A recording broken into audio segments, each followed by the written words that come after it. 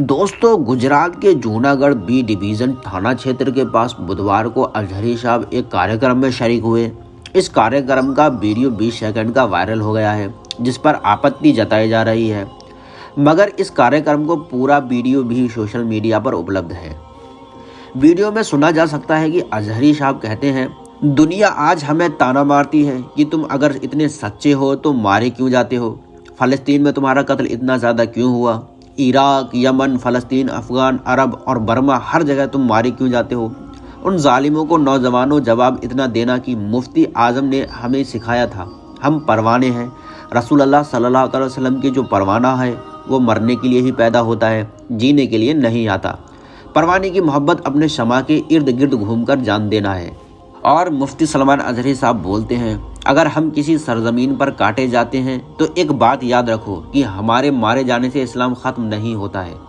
इस्लाम को ख़त्म होना होता तो करबला में ख़त्म हो जाता। इस्लाम की ये सच्चाई है कि इस्लाम ज़िंदा होता है हर करबला के बाद। ना घबराओ ए मुसलमानों, अभी खुदा की शान बाकी है, अभी इस्लाम ज़िंदा है, अभी कुरान बाकी है। जो लोग रोज़ हमसे उलझते हैं, अभी तो करबला का आखिरी मैदान बाकी है। कुछ देर की खामोशी है, फिर शोर आएगा।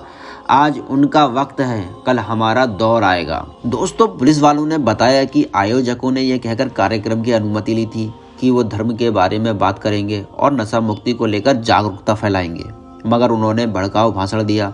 इसके बाद रविवार को मुंबई में पुलिस अजहरी साहब को घाटकोपर थाने ले गई। गुजरात पुलिस ने अजहरी साहब को हिरासत में ले लिया था और कागजी कार्रवाई के लिए थाने लेकर गई थी। अजहरी साहब की गिरफ्तारी के विरोध में वहां के लोगों की भीड़ जुट गई। भीड़ की मांग थी कि अजहरी साहब को रिहा किया जाए। पुलिस के कहने के बाद भी जब भीड़ नहीं हटी तो लाठीचार्ज भी किया गया।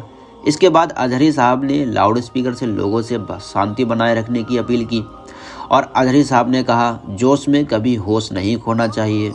हालात जैसे भी हैं, मैं आपके सामने हूँ। मैं आपको बता रहा हूँ कि मैं कोई अपराधी नहीं हूँ, ना ही मुझे यहाँ किसी अपराध के लिए लाया गया है। मेरी तकरीर को लेकर जो जांच इन्हें करनी है वो ये कर रहे हैं। हम इनका सहयोग कर रहे हैं, आपको भी करना चाहिए।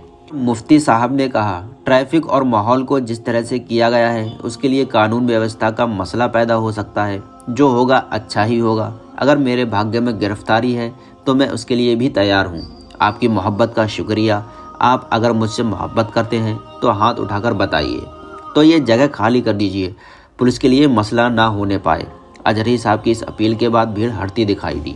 तो इस मामले का सारा मसला उनके वकील साहब ने क्या कहा, क्या बोले, तो भीड़ के कारण हालात बिगड़े हुए थे। ऐसे में मुंबई पुलिस की ओर से भी बयान जारी किया गया।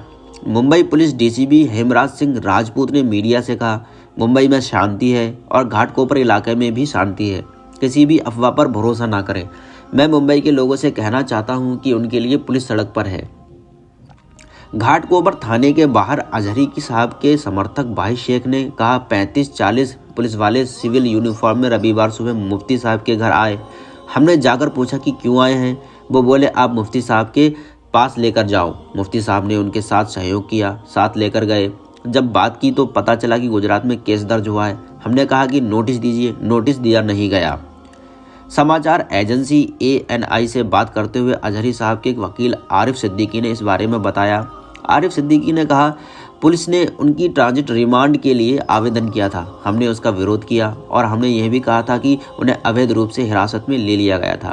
कानून के अनुसार हमें नोटिस दिया जाना चाहिए था, हमें नहीं दिया गया। उन्हें 2 दिन की ट्रांजिट रिमांड पर भेज दिया गया। दोस्तों, मुफ्ती सलमान अजहरी साहब एक इस्लामिक रिसर्च स्कॉलर हैं।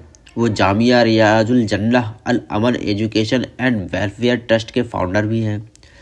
फ्री प्रेस जर्नल की रिपोर्ट के मुताबिक अजहरी साहब ने काहिरो के अल अजहर विश्वविद्यालय से पढ़ाई की है। वो कई तरह के सामाजिक धार्मिक कार्यक्रम में शामिल होते रहे हैं। मुफ्ती सलमान अजहरी के सोशल मीडिया पर लाखों फॉलोअर्स हैं।